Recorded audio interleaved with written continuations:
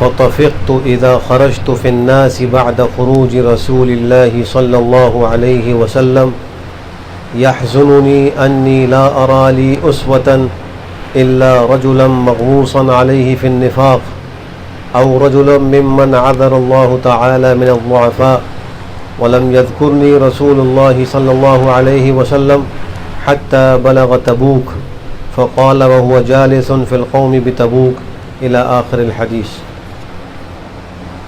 حضرت کعب ابن مالک رضی اللہ تعالیٰ عنہ فرماتے ہیں کہ رسول اللہ صلی اللہ علیہ وسلم کے تشریف لے جانے کے بعد میں باہر نکلتا تو میں یہ دیکھ کر غمگین ہوتا کہ میرے جیسا کوئی نظر نہ آتا تھا سوائے اس شخص کے جس پر نفاق کی تہمت تھی، یا کمزور لوگ جن کو اللہ نے معذور قرار دیا ہے۔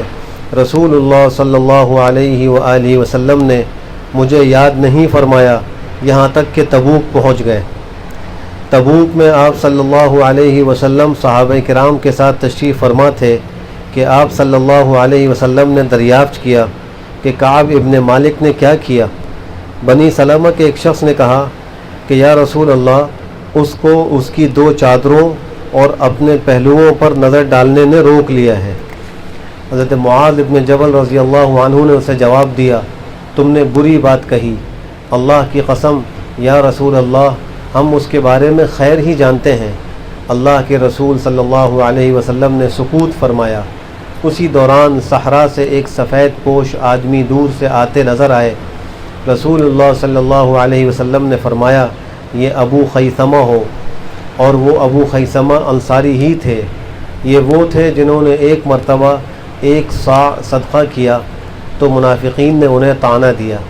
1 صاع ایک پیمانہ ہے جس کے اندر تقریباً آج کل کے اعتبار سے 2 کلو کا اناج یا گندم آ جاتا ہے۔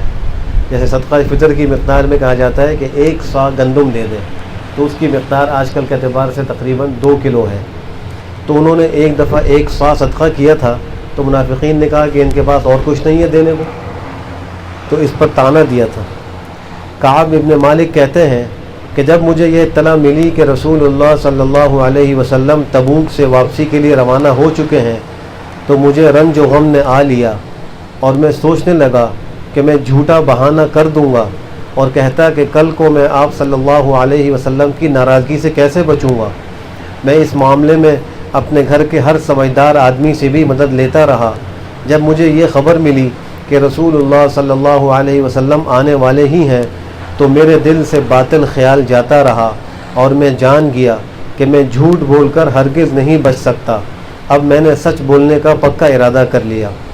صبح کو رسول اللہ صلی اللہ علیہ وسلم تشریف لے آئے، اور آپ صلی اللہ علیہ وسلم جب تشریف لاتے تو پہلے مسجد تشریف لے جاتے اور 2 رکعت نماز پڑھتے، پھر لوگوں کے پاس بیٹھتے۔ جب آپ صلی اللہ علیہ وسلم نے ایسے ہی کیا تو وہ لوگ آئے جو پیچھے رہ گئے تھے، انہوں نے اپنے عذر پیش کیے اور حلف اٹھائے۔ یہ کچھ اوپر 80 آدمی تھے۔ آپ صلی اللہ علیہ وسلم نے ان کے ظاہری عذر کو قبول فرمایا اور ان سے بیعت لی۔ اس سے یہ بھی معلوم ہوا کہ جب سفر سے واپسی ہو تو انسان کو چاہیے کہ پہلے مسجد میں آ کر اگر نفل نماز پڑھنے کا وقت ہے تو 2 رکعت نفل پڑھ لے، پھر گھر جائے۔ یہ ایک ایسی سنت ہے جس پہ آج کل عمل چھوٹ گیا ہے۔ بہت سے لوگ ہیں اس سنت کو جانتے نہیں، اگر جانتے ہیں تو عمل نہیں کرتے۔ ہم کتنی بار اپنے اسفار سے واپس آتے ہیں لیکن ہم یہ سنت اپنی زندگی سے چھوڑ چکے ہیں، اس پہ عمل نہیں کرتے، جبکہ آپ علیہ السلام کا یہ عام معمول تھا۔ جب بھی شہر کے باہر سے آپ تشریف لاتے تو 2 رکعتیں مسجد میں جا کر پڑھتے، لوگوں سے ملاقات کرتے، پھر اپنے گھر میں تشریف لے جاتے۔ آپ صلی اللہ علیہ وسلم نے ان کے لیے دعائے مغفرت فرمائی اور ان کی باطنی کیفیت کو اللہ کے سپرد کر دیا۔ میں بھی حاضر ہو گیا۔ جب میں نے سلام کیا تو آپ صلی اللہ علیہ وسلم نے اس طرح تبسم فرمایا جیسے ناراض آدمی تبسم کرتا ہے، پھر فرمایا آگے آ جاؤ۔ میں آگے بڑھ کر آیا، آپ صلی اللہ علیہ وسلم کے سامنے بیٹھ گیا۔ آپ صلی اللہ علیہ وسلم نے فرمایا، تمہیں کس بات نے جہاد سے پیچھے رکھا؟ کیا تم نے اپنی سواری نہیں خرید لی تھی؟ میں نے کہا، یا رسول اللہ صلی اللہ علیہ وسلم، قسم بخدا اگر میں آپ صلی اللہ علیہ وسلم کے سوا دنیا کے کسی اور شخص کے سامنے بیٹھا ہوتا تو یقیناً میں کوئی عذر پیش کر کے اس کی ناراضگی سے بچ جاتا۔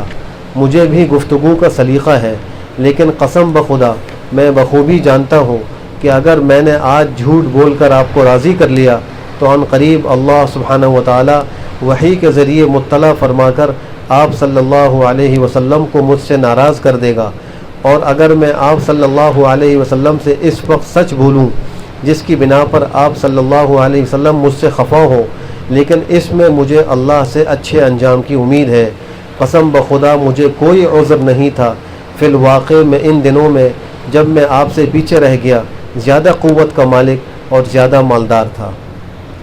بقیہ انشاءاللہ ابھی نشست میں عرض کروں گا۔ اللہ سبحانہ و تعالی ہمیں دین پر صحیح طریقے سے عمل کی توفیق نصیب فرمائے۔ الحمدللہ رب العالمین، یا رب لک الحمد، یا رب صلی وسلم۔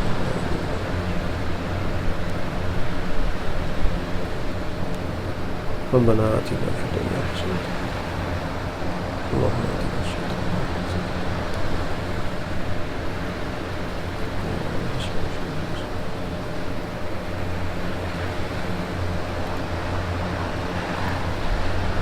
برحمتک یا ارحم الراحمین۔